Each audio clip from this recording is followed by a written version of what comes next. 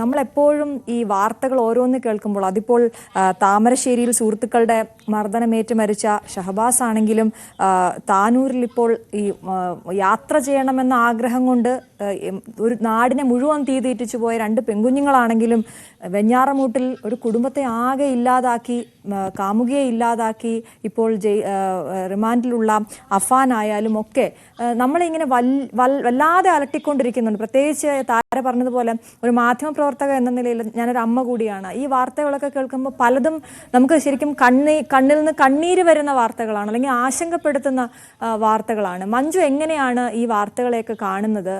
എന്തെങ്കിലും മാറ്റം വരുത്താൻ, അല്ലെങ്കിൽ എൻ്റെ പാരന്റിങ്ങിൽ ഞാൻ എന്തെങ്കിലും മാറ്റം വരുത്തണോ എന്ന ചോദ്യം മനസ്സിലെപ്പോഴെങ്കിലും ഒക്കെ വന്നിരുന്നോ? തീർച്ചയായിട്ടും എനിക്ക് ഈ ന്യൂസുകൾ രാവിലെ കാണുമ്പം തന്നെ ഓരോ വീടിന്റെ അവസ്ഥയാണ് ഞാൻ കൂടുതലും ആലോചിക്കാറുള്ളത്. കാരണം വളരെ കൊച്ചു കുഞ്ഞുങ്ങൾ, ഇപ്പം 14 വയസ്സ്, ഈ മാഡം പറഞ്ഞ പോലെ തന്നെ ഇതിനൊക്കെ മുമ്പ് തന്നെ തൃശ്ശൂർ പൂര സമയത്തൊരു സംഭവം ഉണ്ടായി. ഒരു 14 വയസ്സുള്ള ഒരു കുട്ടി 30 വയസ്സുള്ള ഒരു യുവാവിനെ തല്ലിക്കൊന്നു എന്നുള്ളൊരു ന്യൂസ് അറിഞ്ഞു. അതെന്ന് വെച്ചാൽ ലഹരിയാണ് ഏറ്റവും കൂടുതൽ പ്രശ്നം ഉണ്ടായേക്കുന്നത്. അപ്പൊ ലഹരിക്ക് നമ്മൾ ആദ്യം തന്നെ വീട്ടിൽ നിന്ന് ആദ്യം തന്നെ തുടങ്ങണമെന്നാണ്. അതായത് അച്ഛനും അമ്മയും ഒരുപോലെ തന്നെ കുഞ്ഞുങ്ങളോടെ പറഞ്ഞ് മനസ്സിലാക്കണം. ഉദാഹരണമായിട്ട് ഞാനത് പറയാൻ കാരണം എന്ന് വെച്ചാൽ ഇപ്പൊ ഏറ്റവും കൂടുതൽ കുട്ടികൾ ഈ ഒരു ഇതിലേക്ക് വരാൻ പ്രധാന കാരണം അവർക്ക് ആക്സസ് ചെയ്യാൻ പറ്റിയ ഏറ്റവും വലിയൊരു കാര്യമാണ് മൊബൈൽ ഫോൺ. ഇപ്പം മൊബൈൽ ഫോൺ, ഇപ്പൊ കുട്ടികൾ എന്തെങ്കിലും ഒരു അച്ചീവ്മെന്റ് ഉണ്ടായിക്കഴിഞ്ഞാൽ കുട്ടികൾ ആദ്യം ആവശ്യപ്പെടുന്ന കാര്യം മൊബൈൽ ഫോണാണ്. മൊബൈൽ ഫോൺ വാങ്ങിച്ചു തരാമെങ്കിൽ ഞാൻ പഠിക്കാം, അല്ലെങ്കിൽ മൊബൈൽ ഫോൺ എടുത്തു തരാമെങ്കിൽ അങ്ങനെ ചെയ്യാം എന്നൊക്കെ. അപ്പോൾ ഉടനെ വീട്ടിലെ അച്ഛനല്ലേ അമ്മ പറയും, മോനെ അത് വാങ്ങിച്ചു തരാം, അല്ലെ മോളെ അത് വാങ്ങിച്ചു തരാമെന്ന് പറയും. അപ്പോൾ കുട്ടികൾക്ക് അത് അല്ലാതെ വേറെ എന്തെല്ലാം കാര്യങ്ങളുണ്ട് അത് കിട്ടിക്കഴിഞ്ഞാൽ തന്നെ കുട്ടികൾ എന്ത് ചെയ്യും? അവരെ ചാറ്റിങ്ങിലാവും. പിന്നെ ഇങ്ങനെയുള്ള ലഹരി മാഫിയകളിലേക്കാണ് ഇവർ പോകുന്നത്. കഴിഞ്ഞ ദിവസം ഞാനൊരു വീഡിയോ കണ്ടതിനകത്ത് കൂടുതലും അവര് ആൺകുട്ടികളെയും പ്രത്യേകിച്ച് കൂടുതൽ അവര് നോക്കുന്നത് പെൺകുട്ടികളെയാണ്. അത് ഡയറി മിൽക്ക് പോലെ ഉള്ള മിഠായികളിൽ അവർ സ്പ്രേ ചെയ്യുന്ന ഒരു വീഡിയോ ആണ് ഞാൻ കണ്ടത്. അപ്പോഴും നമ്മൾ വീട്ടിലാണെങ്കിലും പേരൻസും അതുപോലെ തന്നെ വീട്ടിൽ മുത്തശ്ശനും മുത്തശ്ശിയും ഉണ്ടെങ്കിൽ അവരും എല്ലാം ഒരുപോലെ തന്നെ, അതുപോലെ സ്കൂളിലെ ടീച്ചേഴ്സും എല്ലാവരും അതുപോലെ സമൂഹവും ഒരുപോലെ നിന്നാൽ മാത്രമേ നമുക്ക് ഈ ഒരു ലഹരിയെ നമുക്ക് ഇല്ലായ്മയാക്കാൻ പറ്റൂ.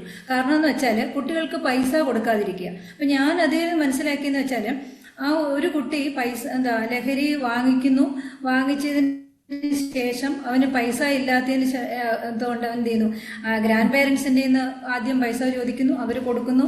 പിന്നീട് അവൻ ബൈക്ക് വരെ മോഷ്ടിക്കുന്ന ഒരു രംഗത്തിലേക്ക് എത്തുന്നു. അപ്പൊ നമ്മളത് തീർച്ചയായിട്ടും പേരൻസും ടീച്ചേഴ്സും സമൂഹവും, ഇപ്പൊ ഒരാളെ നമ്മൾ കണ്ടു കഴിഞ്ഞാൽ നമ്മളത് മാറി നിൽക്കരുത്. ഇപ്പൊ ഞാനിപ്പോ പോകുന്ന വഴി ഒരു കുട്ടിയെ വശപ്പശകായിട്ട് കണ്ടു കഴിഞ്ഞാൽ അവൻ എന്തെങ്കിലും ആകട്ടെ, കാരണം നാളെ നമ്മുടെ വീട്ടിലെ കുട്ടിയും ഇങ്ങനെ ആകും. അപ്പൊ നമ്മൾ എന്ത് ചെയ്യും? നമ്മൾ അതിനെ നോട്ട് ചെയ്യുക, അറിയിക്കേണ്ടവരെ നമ്മൾ അറിയിക്കാൻ പറ്റുന്നെങ്കിൽ അറിയിക്കാൻ പറ്റുന്നില്ല അറിയിച്ച് അതിനെ നമ്മൾ വേണ്ട രീതിയിൽ കൈകാര്യം ചെയ്യുക. സ്കൂളിൽ പോകുമ്പോഴും വരുമ്പോഴും നമ്മൾ പ്രധാനമായിട്ടും, എനിക്കും ഒരു മകളുണ്ട്, അധ്യാപികയും കൂടിയാണ് ഞാൻ. അപ്പൊ ഞാൻ എന്ത് ചെയ്യും? തീർച്ചയായിട്ടും ബുക്കുകളും ബാഗും ഒക്കെ ചെക്ക് ചെയ്യാറുണ്ട്. അപ്പൊ അങ്ങനെ നമ്മൾ ഒരു കൺട്രോള് വീട്ടിലുണ്ട് എന്ന് വരുമ്പോഴത്തേക്ക് കുറച്ചൊരു 10% ഞാൻ പറയുന്നുള്ളൂ, മുഴുവനൊന്നും പറയുന്നില്ല, 10% നമുക്ക് അതിൽ മാറ്റം വരുത്താൻ പറ്റും. മാത്രമല്ല കുട്ടികളെ ഇന്ററാക്ഷന് വിടുക കൂടുതലും, നമ്മുടെ സമൂഹമായിട്ട് എപ്പോഴും തന്നെ സിറ്റിയിലാണല്ലോ ഇപ്പൊ കൂടുതലും സംഭവിക്കുന്നത്. നാട്ടിൻപുറത്ത് ഇപ്പോൾ ഒരു കുട്ടി പോയി കഴിഞ്ഞാൽ ഇന്ന വീട്ടിലെ കുട്ടിയാണെന്ന് നമുക്ക് അറിയാൻ പറ്റും. പക്ഷെ സിറ്റിയിലാണെങ്കിലോ എവിടുത്തെ കുട്ടിയാണെന്ന് പോലും അറിയാൻ പറ്റത്തില്ല. നാട്ടിൻപുറത്ത് ഒരു കുട്ടി പോയി ഇന്ന വീട്ടിലെ കുട്ടിയാണ്, ആ കുട്ടി ഇതാണ് ഇങ്ങനെയുള്ള കാര്യങ്ങളൊക്കെ ചെയ്യുന്നു എന്ന് അവര് തന്നെ പരസ്പരം പറയും. പിന്നെ എങ്ങനെയെങ്കിലും അത് മാതാപിതാക്കളുടെ അടുത്തെത്തും, അവരത് ചോദ്യം ചെയ്യും. പക്ഷെ സിറ്റികളിൽ അങ്ങനെയല്ല. അപ്പൊ നമുക്ക് എന്ത് ചെയ്യും? തീർച്ചയായിട്ടും പേരൻസും ടീച്ചേഴ്സും, പ്രധാനമായിട്ട് സ്കൂളില് ഒരു കാരണവശാലും എന്ത് ചെയ്യുക? മൊബൈൽ ഫോൺ അനുവദിക്കാതിരിക്കുക. ഞാനത് ഒരു 1-2 എൻ്റെ മോളൊക്കെ പഠിച്ച സ്കൂളിലൊക്കെ ഞാൻ ചോദിച്ചു.